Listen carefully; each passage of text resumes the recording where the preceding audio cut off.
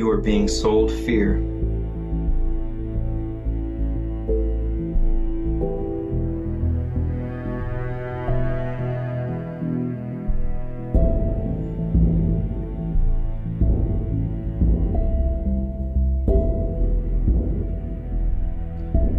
This fear is for a very specific reason.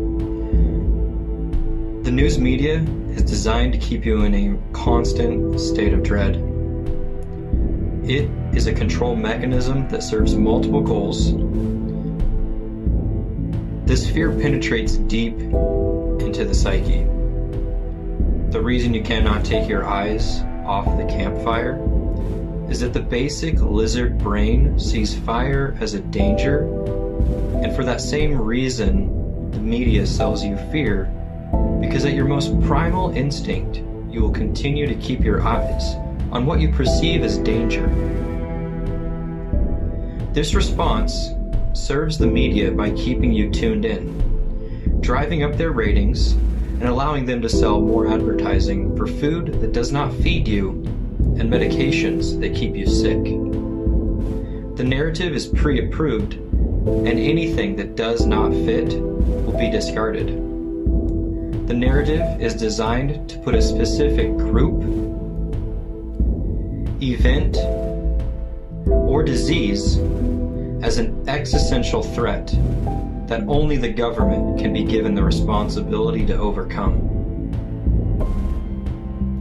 This allows them to take freedoms from you, and not only will you not protest this overreach of government power, but you will ask for it. This fear will blind you, and you will put the noose around your own neck. This fear will also convince you to hate a group that you have never interacted with. When they want war, they will demonize your opponent and ignore their arguments. The way to convince a population to fight another is to convince them that they are evil incarnate, and this is nothing more than propaganda. George Orwell wrote in 1984, "The war is not meant to be won. It is meant to be continuous. The war is waged by the ruling group against its own subjects, and its object is not the victory over Eurasia or East Asia, but to keep the very structure of society intact." This fear robs you of your own freedoms and makes you complicit in the extortion of your hard-earned resources in the present and those of your posterity. Our ancestors went to revolution risking their blood and soil over a 3% tax. We now pay 50% of our income to the largest government on earth, while they enrich themselves and serve the highest bidder. Our government, for the people, by the people, was long forgotten, and it was the constant IV drip of fear that numbed us to the erosion of our God-given national destiny. Fear blinded us as hate filled our hearts, and we set our brothers off to fight and die to bring freedom to other nations, while at home we gave away our own. Our blood was sacrificed at the altar of the military-industrial complex, and our treasure robbed to fill the pockets of banksters, weapons manufacturers, and military contractors, all of which have questionable ties to the politicians that push imperialistic foreign policy. A foreign policy that creates more enemies than we ever had before, and benefits no one in America other than those that feed on this fear. A vampiric class of psychopaths.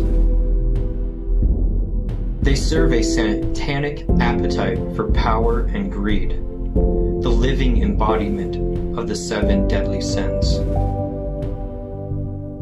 How did we get here, you may ask? The same way one boils the frog, by slowly turning up the heat. Over many years, When we are first sent off to be educated by the very same that are guilty of these sins, we are started on our diet of fear.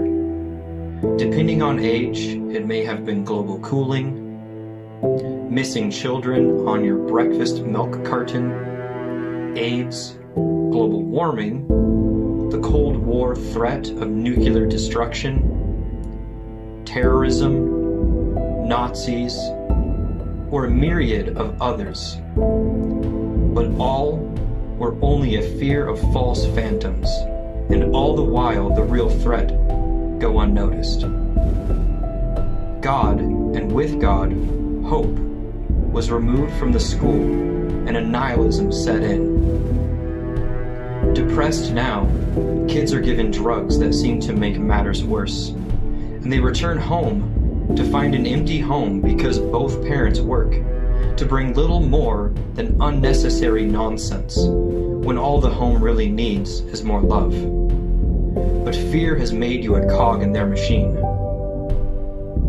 I call you to remove the scales of fear from your eyes and see the world for what it truly is, a magnificent gift from God.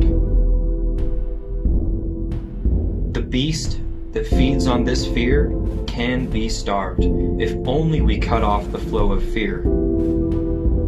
Turn off the black mirror that pumps fear into your home and turn back to God. Reject the narratives that are spun to only steal your liberty, prosperity, and happiness, for those lies are the tools of evil.